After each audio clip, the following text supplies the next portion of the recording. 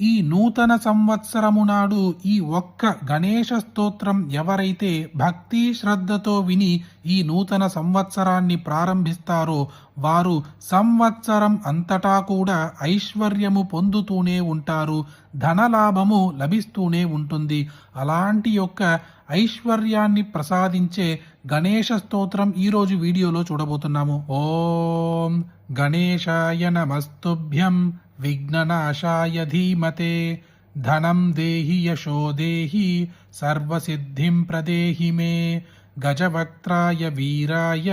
శూర్పకర్ణాయ భాస్వతే విఘ్నం నాశయ మే దేవ స్థిరాం లక్ష్మీం ప్రయచ్చ మే ఏకదంతాయ శాంతాయ